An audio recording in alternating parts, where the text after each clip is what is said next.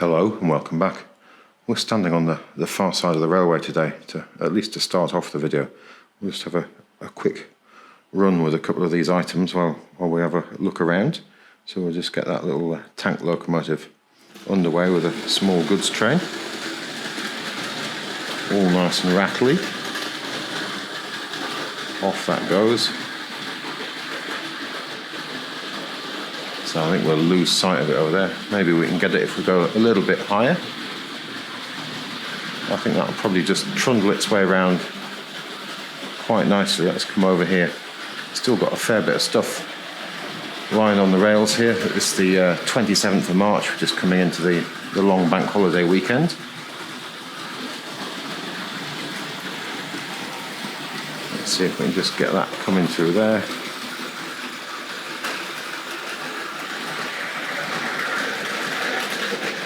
And off it goes. So I've got the Britannia here.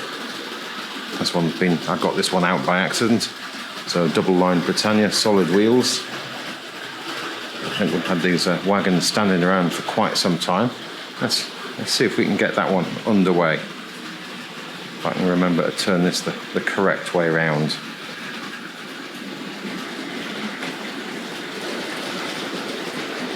So let's see if that can settle. Sorry, I'm just not speaking correctly there. Possibly travelling a little bit quick. We'll just take the edge off that. Those curves certainly slow it down a little. Here comes the 00 train as well. I can hear it rattling in from the right of shot here.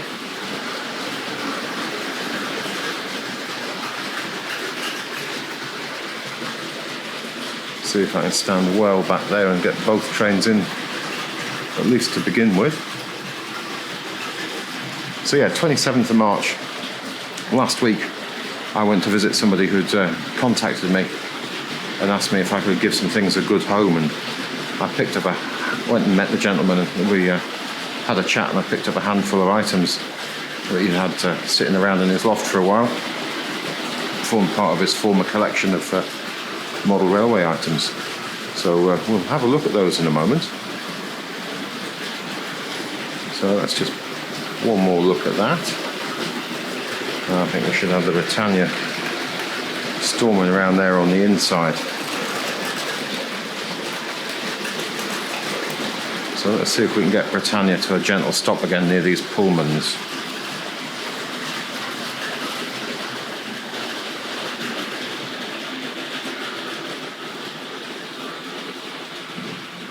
There we go. Now let's catch the 00 train coming around far side of the railway at the moment. So it had been my intention to try and get things tidied away and get some of the switch work done over Easter, but again, many events have transpired to just make that not possible, really. So none of them to do with toy trains, of course, just life getting in the way. Let's just bring that to a stop there. There we have it. It's wonderful deterioration of some of these roofs and so on, isn't there? Well, all of these wagons have got some wonderful sort of deterioration to them overall. I suppose we might call it weathering to a certain extent. So let's just swing around here and have a look. So it's a fairly random sort of collection of things. So some really great track. So let's have a quick look at this. So if I just put these things gently on here, that's not this sort of came in a big bag really, and I've just sort of balanced them in this box. So some I can't remember the exact length of these. I put the info at the bottom of the screen, but we got all good fish plates and so on in place. Just note the holes there. Not that there's anything wrong with the holes, but the size of the screws in there we'll catch up with those screws a little bit later on. So yeah, there's 3 pieces of that. It's always nice to have that. Again, we've got fish plates in fairly lovely condition, and this will clean up really, really nicely. I think we've even got most of the sleepers in place all the way down there. So interesting that these are 2 sleeper beds, and you've got that little metal clip there holding them together. I always thought that was quite an interesting interesting feature. I'm not sure whether that always remained the way. Let's see if we can leave that there. And then we've got some of the what I think are called double straights. Again, I'll put the info at the bottom of the screen. Again, track just the same condition, really nice. So this will clean up with very little effort. And we will definitely be going back to the Super 4, and I know there's a lot of people keen to see me play with the Super 4 again, but having so much fun with this particular railway, it's going to be a little while before we get to it, because there's so much more I want to do with what's developing on the railway at the moment. So we've got some first radius here. Again, all lovely condition. It will just take quite a light clean to sort this out.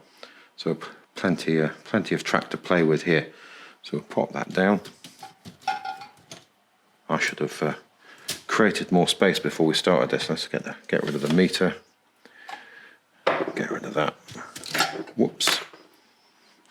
Yeah. So a little bit more space. So you can see some of the other things in the box here, but we've got this diesel locomotive here. It's in a box. It's fairly squashed. We've got an old price on it there, R751. I can't remember the year that I think it first came along in green in late '66 or early '67. First showed up in the catalogue, and then there was this blue version came along late '60s, early '70s. Now it's not a perfect item. It has lost its buffers or buffer shanks. I don't think I can get that out. Can we get this out one-handed? Probably can't. I thought I'd better cut away from that and come back to it. I can't remember exactly what I was saying. As I began to struggle with the box there, I thought I was going to get this out of the box one-handed, but no, I wasn't going to. So let's just pop the box over there. So you can see, I don't know whether those have been snapped off or whether they've been cut off in sort of preparation for a little bit of modelling perhaps. But if we look inside there, can you see? Just hiding in there, I reckon those are the screws that's been used to hold. Well, you can see there, some screws have been used to hold these tracks down. I think they've found their way into the motors there. So what we'll do in a moment is we'll get all tidied up, and we'll get the camera strung up over the bench here, and we'll dismantle and have a swift look and see how we are. Because a gentleman said he would really like to see the diesel, or sorry, shall we say one of these diesels. There is another one in the box. One of these diesels running on the railway. So that's the basis of what we're going to do today. It was not a complete strip down, but we will have a look over. So we'll delve back into the box. We've got some more sort of standard triang straights. And a good bundle of those. Again, beautiful condition. Well, this is unless you can find absolutely pristine, never used. This is good stuff. So let's put that down there. So you can see we've got some Pullmans there. We've got a high mech here. That's in quite lovely condition. So we can have a look at that running. So we've got the underneath there. That keeper plate there to keep the magnets in place. So this will be a, what am I trying to say here? Early 70s one with the additional pickups. But it's fairly nice. Played with condition. We'll definitely have some fun with that. We'll pop that down over there. Again, model number, and I will have already put it in there. Now, if you noticed before, there's another diesel here, to R751, and this has had exactly the same treatment. So I don't know whether somebody was planning. Oh, that one's actually broken away, isn't it? So we can see what we can do with that. I can see, again, wood screws underneath there. Can we see that? So I reckon there has been these things of old layout or railway dismantled and hastily put into a box, as these things are. When it's time to do these things, we tend to rush. I know I do. I was very excited to dismantle the railway and things go away. Perhaps not quite as carefully as you could, and you will always end up finding something you could have done better. I don't know whether I can get that out of there. We'll just have a quick look, but I'll get the camera set up in a better position in a moment, and we'll be able to see that. Maybe let's just give that one more go. So sounds like it's undone, but I'm not sure I'll be able to pull that. There we go, we've got that. So let's have a look. So, whoops, there we go, we've got several screws in there, all stuck to the magnet, a little bit on the hairy side. So again, we'll get the camera strong, we'll give this a clean up, and we'll resist dismantling too much. I'm not sure whether they're original screws in the bottom, the crossheads pushed right down into the plastic. Could be, maybe not, I don't know. So let's see, what we heard just drop off there was just the securing screw. You've got this lovely brass spacer which goes on there to hold these in position so you don't crunch down the bodywork on there. I think over the period of time there was a couple of different ways these plugged into the bodies. As time moved on, there was a shift in how that happened. So let's jump back to the box. So we've got some Pullman coaches. We've got 3 Pullmans, but one's a brake, missing some windows there. Now I have had a rub on the end there, and it does clean up, but I haven't been very serious about it. But what's interesting about these, and I don't have any like this in my collection, is the closed axle boxes, but they're not pinpoints. So they're sleeved wheels on metal axles. So there isn't a spline side. They're both free on the axle. They are still quite heavy friction. I've got some maroon coaches like that, but no Pullmans. So quite interesting to see that. So I can't remember the names now. Here we go. We've got Jane. Again, possibly clean up. But I was quite intrigued by those. We've got some wheels missing there. You can see the axle, and the coupling's a little bit away. But there's quite a bit to play with here. Some random pieces of the curves there. We've got a servicing scheme book. So as you can see, the track's been on there. It's been affected by rust at some point. Although I don't have any of the very rusty pieces. Maybe they were got rid of. One timer, that's right the way through, isn't it? It's all over there. So we've seen these servicing scheme books before. Let's have a quick look. Here we go. We've got Cork, Cornwall, Cumberland, Cambridge, Buckingham. We've got a whole bunch of places. Let's just jump to the other end. We've got some other interesting place names here. We've got Birmingham, Barnsley. All over the place they were, weren't they? Hull, Keighley, Scarborough, Sheffield, York, and so on. So lovely items. And sort of, when you read all of these place names, that's a Triangle Hornby one. Let's pop that over there. Then we've got 3 points in varying conditions. I think 2 of them are serviceable. One is beyond use. So there's some interesting parts, useful parts to be had in those. Let's just have a look which one. One of them I think is, yeah, that one. I think this one is beyond repair really. Although there'll be some parts, fish plates. I don't know whether there's a spring in that. There's definitely a spring in one of them. Yeah, there's a spring in there to be had out of there, I think. So that's always useful. They're forever breaking or going missing. So we've got another Pullman here. So fairly poor condition. This one has definitely been played with. So Ruth. So let's pop that down there. And then we've got a Britannia here. So lots of bits missing. But there is a motor in there and a smoke unit. Sadly, the wire is detached from the smoke unit, but we'll have a look at that in a little while. So there's parts on this chassis here which are really useful.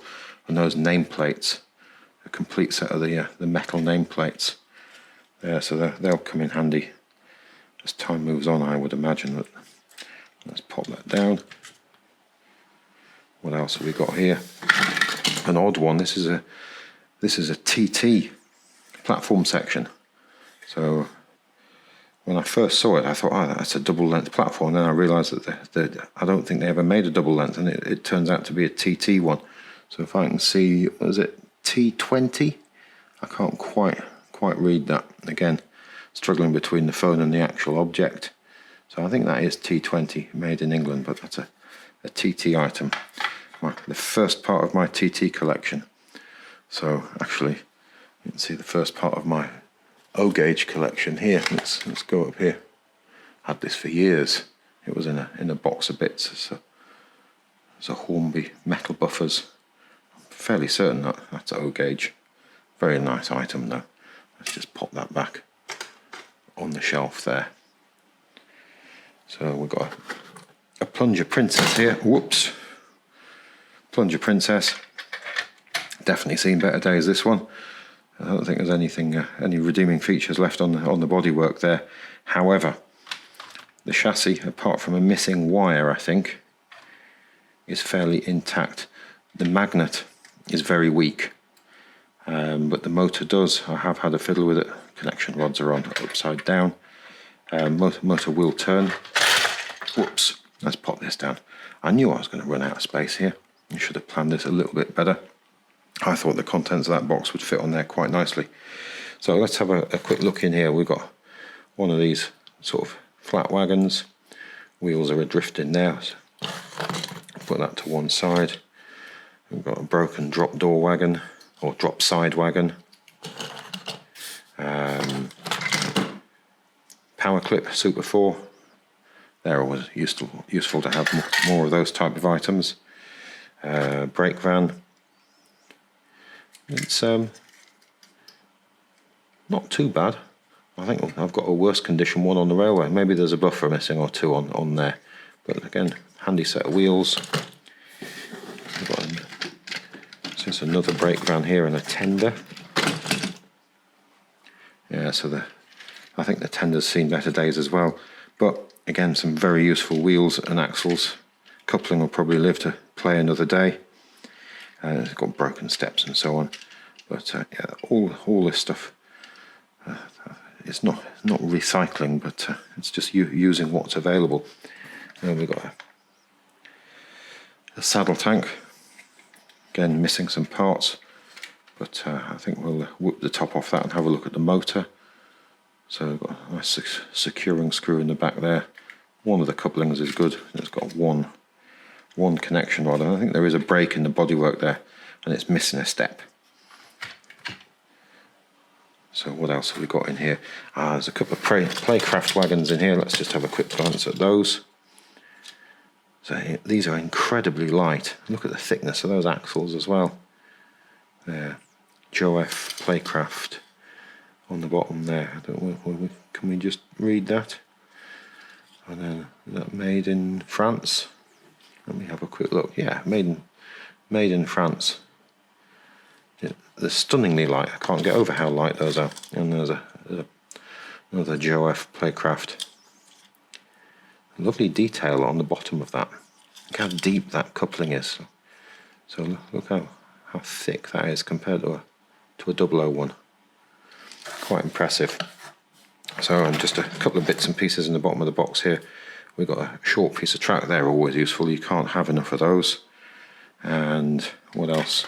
And an uncoupler. I think the spring still works in there. So that'll drop into the Super 4.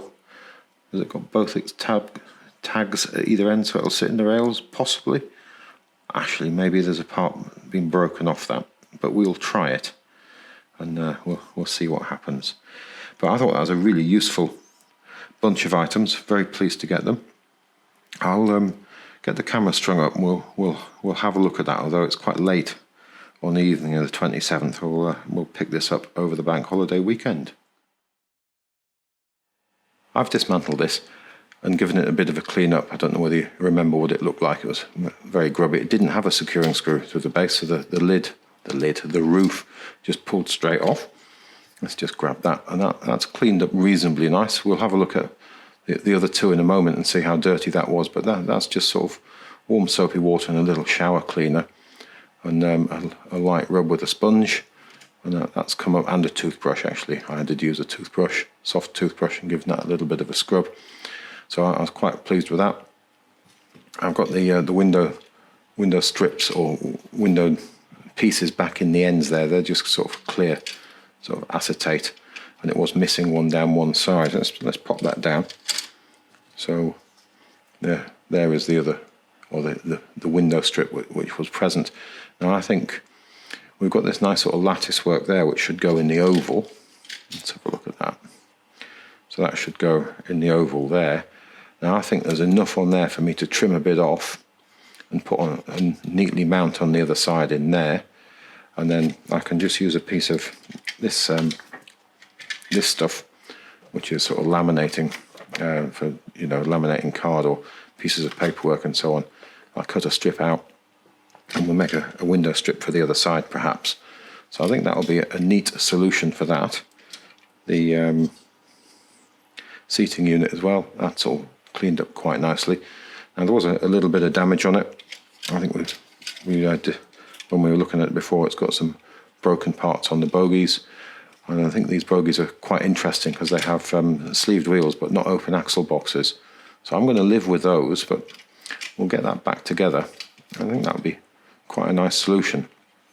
Possibly, I was thinking I might drill out the rivet and I'll use it as a converter coach. So I'll put that bogie with the Hornby 00 coupling on the end, and then we'll be able to use it with the Barnstable.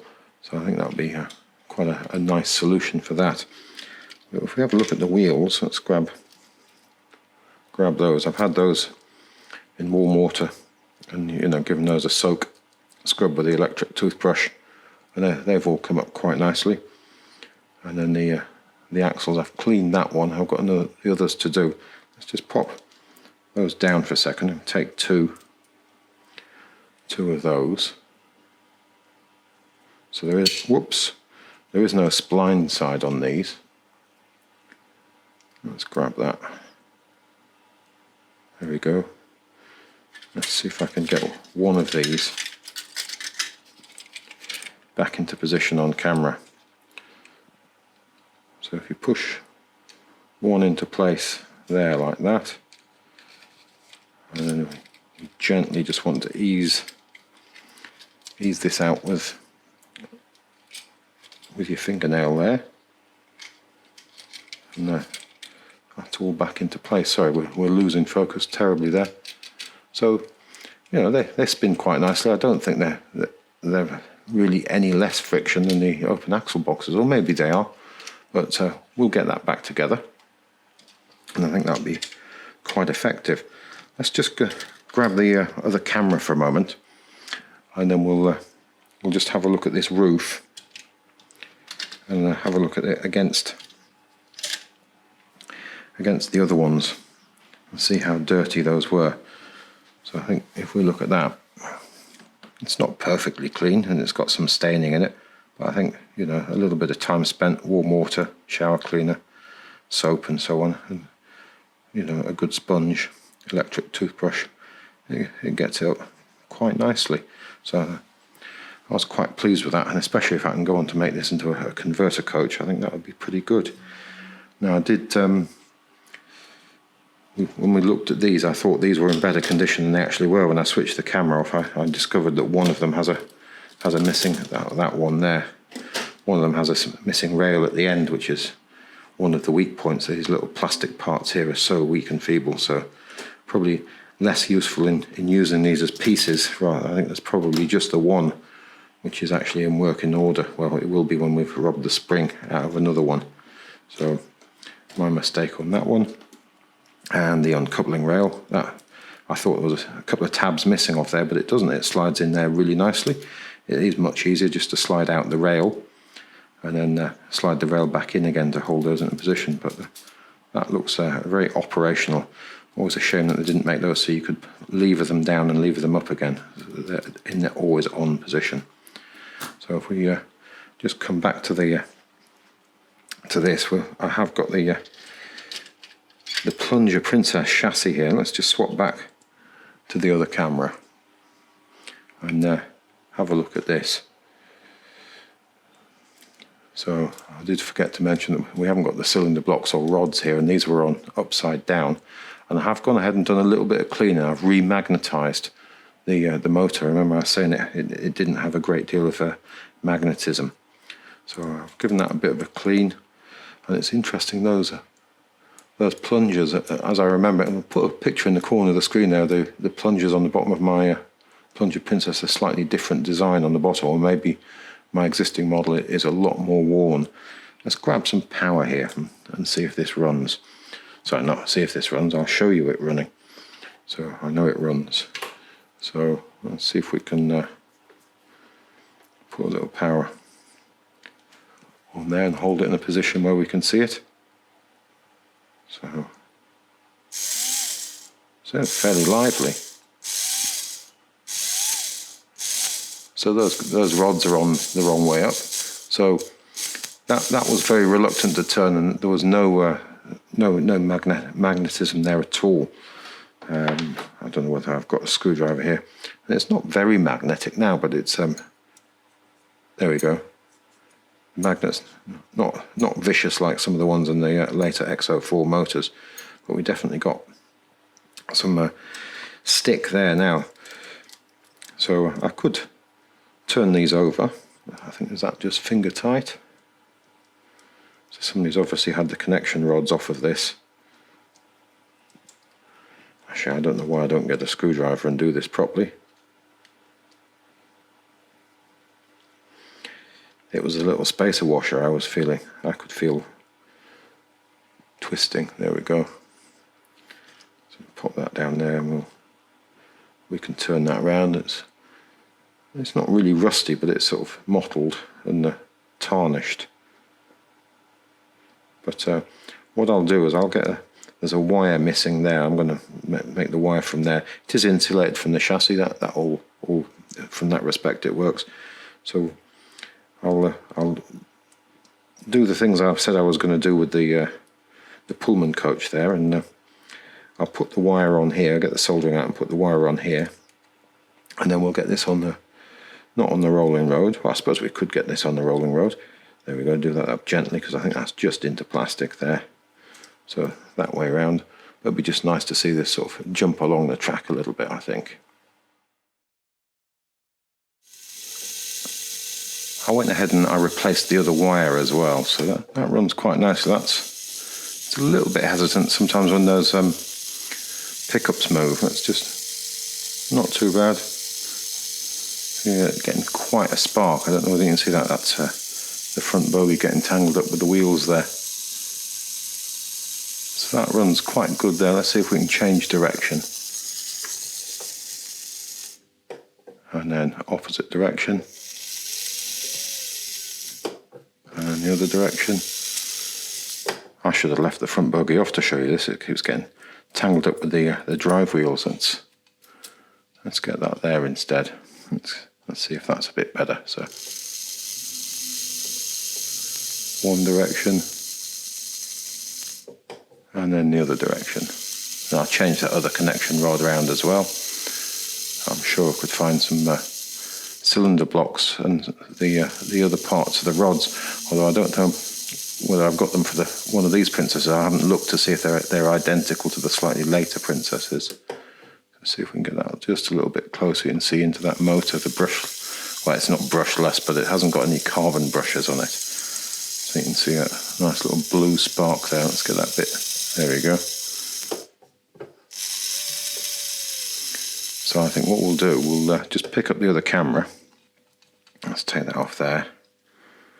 And we'll pop this on the, not on the rolling road, but on the little bit of test track I got over there. So if I just grab this camera, excuse me, reaching out a shot. So let's see if we can pop that on here.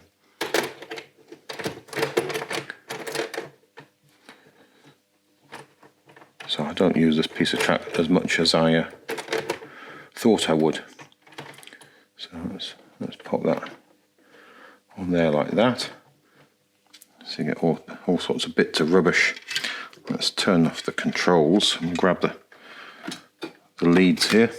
Let's put a bit of power to the track there. Sorry, right out of shot. And a bit of power to this one here. Oh, not power, the lead, sorry. So we got good connection there. And let's get some power on here. And backwards. Yeah.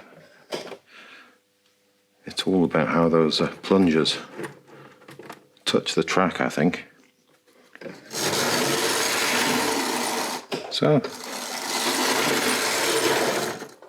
definitely sort of works, but I've got another complete plunger Princess, missing its front steps, and a lovely tender, well, as good a tender I think as you're going to get, and a secondary body as well, chassis as well. So that's already picked up some hair. Let's just pop that down. Disorientated looking through the camera. So let's just have a look at that. Where's that other wire? So there's the, I don't think that was an original trying wire, but very, very heavy. And it wasn't allowing the plunger to move as freely as it could. So I'll just put those wires on there. If I end up finding a sensible body to put this into, I think we decided that this one doesn't really have its front plate still present, sadly, but as the acetate shifts they tend to split, I think. And it has got that little detailed part at the back there which is very often missing. You can see that one is broken. I think they changed the moulding and got rid of that quite soon. But there is the coach. So I've got glazing in both sides. And now let's just swap back to the other camera now. So we can you can see that works quite nicely there. I did exactly what I said I was going to do. I just snipped a bit off and I put a bit of that laminating material in there. As this hasn't got a securing screw, I can easily take that out and we can have a look on the inside. We can see I've just a little bit of black tape holding the pieces in position from the bottom. I just tagged it in. Have I tagged that in at the other end? Yeah, I've got a bit of tape just to hold in one of these against the sides there to stop it going sort of wobbly in there, because it doesn't appear to be a pin further back. I know it's supposed to sit behind the glazing piece that goes around the front, but I was quite pleased with that. And I think might well put one of the other bogies on with a Hornby 00 coupling there that I've made up earlier. So I think we'll put those to one side. I was quite pleased with that. Let's just make sure that controller's definitely in the off position there. And let's just have a look at one of these other items here. So while we've still got the camera running. So we dismantled this the other day. We'll take that nice little spacer part out there. Bet that was expensive to make. So I wonder they didn't work out how to make that in plastic. So I don't know whether I can, whether we can get that bogie out of there. Remember we said it had some screws stuck to the magnet. I'm not quite sure how the magnet... Yeah, it's fairly strong, but you see it's definitely hairy. What I want to do is see how much of this we can get this sort of spun up and running without... actually, it is incredibly hairy in there. So definitely seeing some time on the track, or time on the carpet perhaps. Let's see if I can get that out of there. Just ease that clip up. There we go.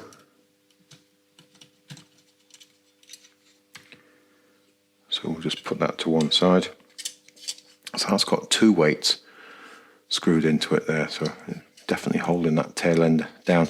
And I've found on this Series 3 that having this centre wheel in these bogies on these locomotives can cause persistent derailments. So I have I think one of the models I took the flanges off a set of wheels, and that solved the problem. But we'll see how we get on. And we've got that. Perhaps we should have looked at that sticker earlier, which says we should slide the clip out rather than undo the nut at the top there, which is tempting to undo that, but then you make your motor fall apart. So yeah, let's have a look at that. So I was wondering whether those are original screws, because they seem to have spread, the plastic seems to have spread around the edges, or whether they are originals and they've just been screwed in quite firmly to hold this into place. The danger of that is you crack these plates. But the gears, they don't look terribly worn, so I'm quite hopeful But let's see if we can just remove those little screws that are stuck in there. You can see that I can't grip. Yeah, they're very magnetic. Let's pop that one down to one side. Yeah, that definitely wanted to stay in there. So let's see if that motor turns. Can we see in there? It is turning. Actually, freer than I thought it was going to turn. You see the wheels rolling around on there. So that's not lubricated or cleaned or anything. And these wheels are terribly dirty. Let's see if we can just pop some power on here. Perhaps not to the wheels, but let me reach over and grab these fly leads again. Actually, I've put the coach and things on top of those fly leads. I'm going to put some power in here just so we can just experiment. So let's pop that on there. Let's get some power on it. See if we can. Yeah, so that sounds dry, doesn't it, and screechy. So what I'm going to do is I'm going to give this lot a clean. So what I don't want to do is start dismantling, taking the magnet out of it and so on. So I think we will perhaps take these off and get the wheels out and give them a clean. So perhaps we can do that on camera. So I'll probably live to regret saying that, but let's see how these do come out. See, well, they are very, very firmly in.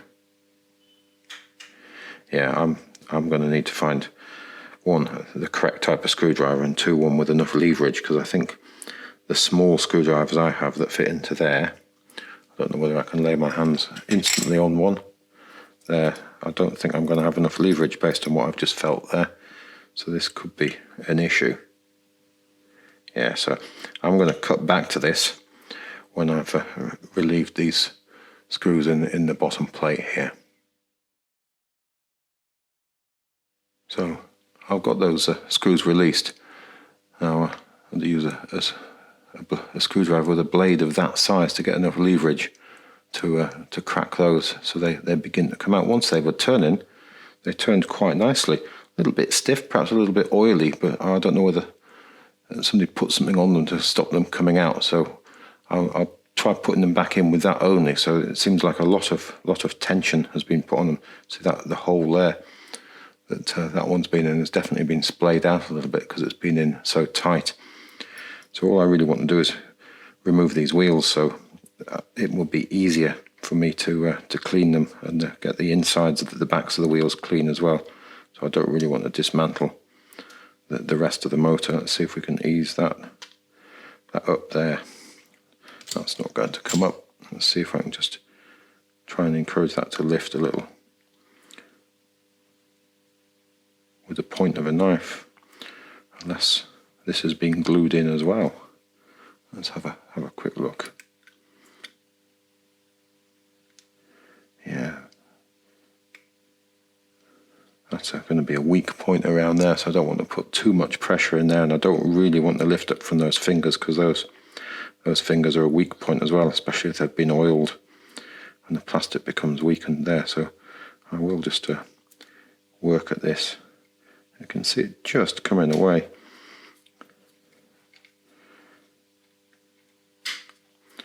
Yeah, that wants to come away there, but it's stuck in this corner here. Again, I think I'll cut away from this. That was a great deal easier without worrying about holding it in a place where I was trying to keep focus on it. So I've got that away, and it was just very tightly in there. You can see, I was expecting to see a lot of oil under there, but in fact it's just whatever oil was there has dried up and made it a little bit sticky perhaps. And it's cleaner underneath there than I was anticipating. So there we've got the traction magnets there. So I'm just going to go ahead and remove these wheels. So we'll do one at a time, and we'll put them back in again. So I'll I'll get on with that, and I'll clean up these contacts a bit, and we'll get rid of some of the fluff, and I'll clean the commutator up. We'll see if it's in better condition with a slight drop of oil on it.